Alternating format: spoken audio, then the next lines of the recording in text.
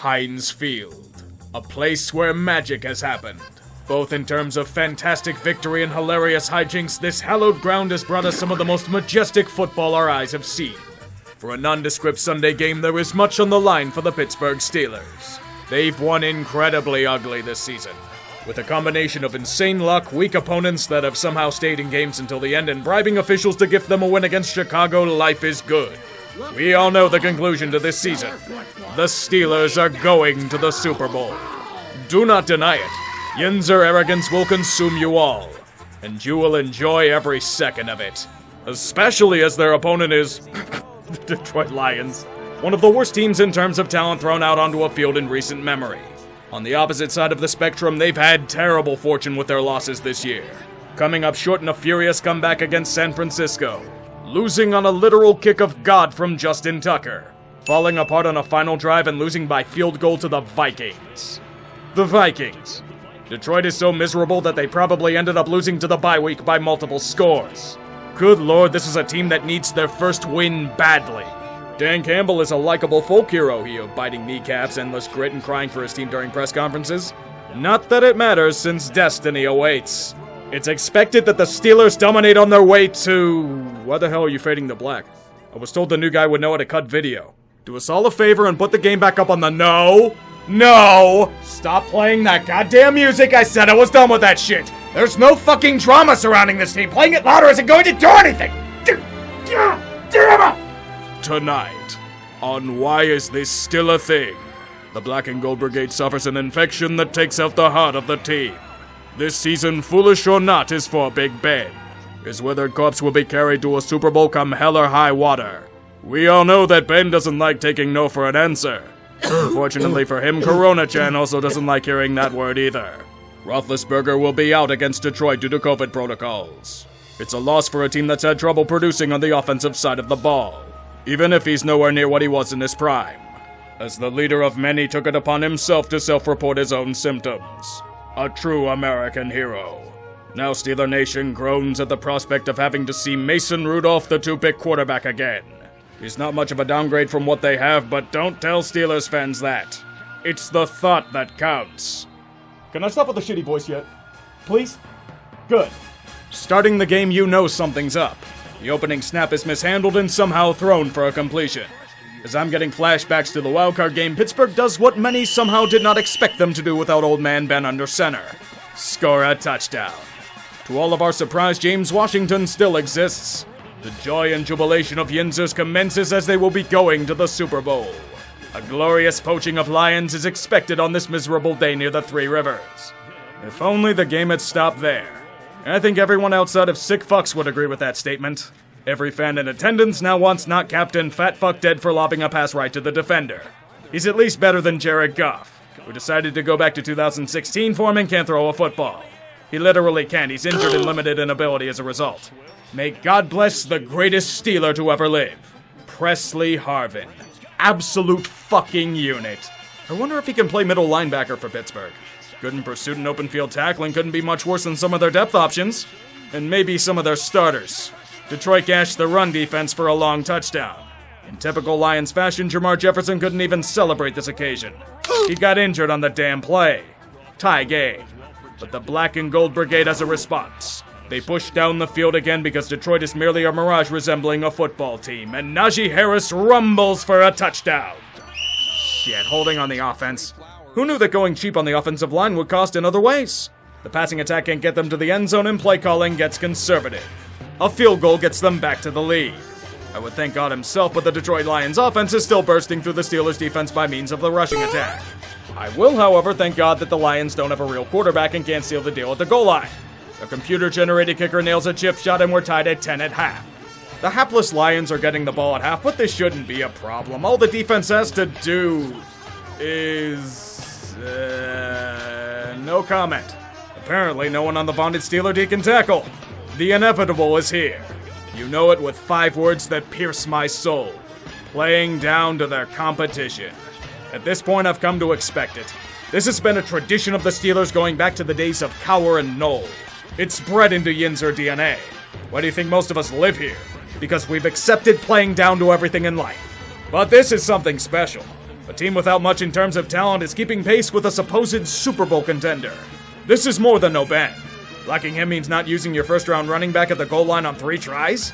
The deficit is only 3, but this game says a lot about both Detroit's resolve and the Steelers' flaws. People are running through walls for Dan Campbell, and this effort is showing it in spades. Welcome to football hell, where the standard of terrible play is the standard. Detroit is playing hard, but their fans will be miserable due to acquired perks in the early game. But we need one more spark to make this truly miserable. Oh god. TJ Watt? That's the last person the Steelers can afford to lose. Everyone in a 50-mile radius is now rightfully shitting themselves. Myself as well. He'd be knocked out of the game and will probably miss some time, but it's fortunately not the worst-case scenario. Praise be our Lord and Savior TJ Watt. Even then, it's a blow to this game and the defense in general. They at least have Najee Harris doing everything on offense to at least get them in field goal range to tie the game. I can only hope that the media isn't lying about Najee sleeping on floors again. But now we begin the true greatness. The football gods desire terror and anguish to be stricken on the football-watching populace. Ref ball with a flop that would make Neymar cringe. 4th down conversions by Detroit at their own 30 to punt on the next set of downs because they have no passing game. Oh mama, I've been fearing for my life from the long arm of terrible football. Overtime has put an end to my running and I need to throw it 50 times in this game because Steelers.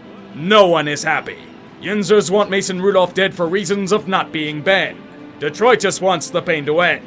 All that matters is that the Pittsburgh Steelers are going to the Super Bowl, baby! Look at Deontay Johnson! Go, you beautiful bastard, and run for God's fucking heaven! Woman, you have lied to me! My kingdom for a man that can hold onto the ball longer than a loaf of bread. Intercepted! Yes, an interception by Minka. We're free for... defensive holding. Devin Bush, what the hell happened to you? Where's your game-changing ability? This is trash to your performance, man. You're better than this, boys. Come on! Oh, I forgot. Breathing on a quarterback these days is considered to be roughing the passer. This rule is fucking terrible and inconsistently enforced, but the NFL won't get rid of it because they'll pretend that it prevents concussions. So now Detroit's in field goal range. And all I ask is, how do they fuck this up? The kick. Look, I know Heinz Field is a terrible place to kick, but that kind of miss will get you cut from college teams.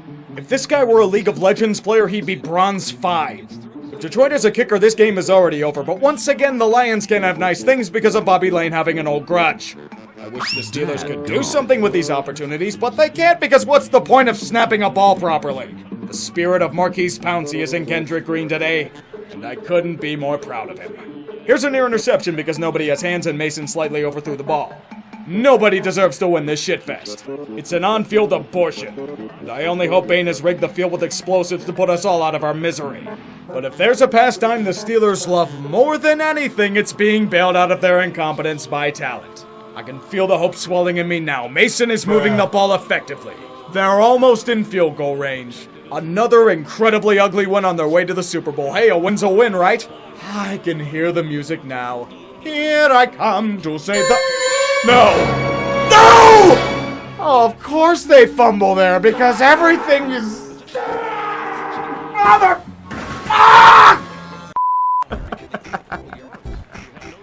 The Steelers tied to the worst team in the NFL, and all I could do is laugh to mask the pain. Najee Harris had spoken in spirit to Donovan McNabb, yet didn't realize that you can tie in the NFL. Well, now you know that. All the while, Joe Schobert publicly jabs at the team saying that they don't take practice seriously. Excuse me, what? Why do you keep doing this to me? Oh god, now the corpse of Ben is going to be trotted out onto the field for the next 5 years because of this. I'll give a lot of credit to the Detroit Lions for their persistence and work ethic, but nobody wins today. Except for the perverse. The only ones satisfied are those that enjoy the horrors of the greatest game. How the hell do you tie with the Lions? Fuckers robbed us of 0-17. We can learn a lesson or two from this game with the Pittsburgh Steelers. They didn't properly secure their most important assets. And hackers, in this case the Detroit Lions, exploited their weaknesses to force an embarrassing outcome for all involved. Consider the Steelers players as your information on the internet. It must be protected at all costs. And with ExpressVPN, the sponsor of this video, your information can be as secure as a victory on Sunday. The most satisfying kind of win. With their world-class data encryption, you can be free of any sort of worry in terms of hackers, exploiters, or internet companies harvesting your info for their gain. For me, the benefit of a VPN comes in the form of accessing material that I normally can't due to archaic region locks. Suppose I stumble onto something I want to watch on YouTube, but it's blocked in the US due to a copyright claim.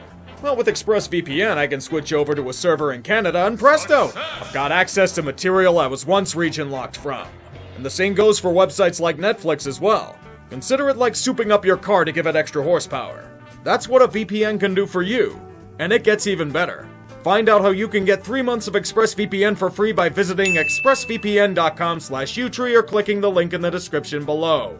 I've always said that a VPN is vital in this age of internet. And if you are thinking about purchasing one, go with an award-winning contender like ExpressVPN. They're far more reliable than the contestants in The Greatest Game were. Yeesh.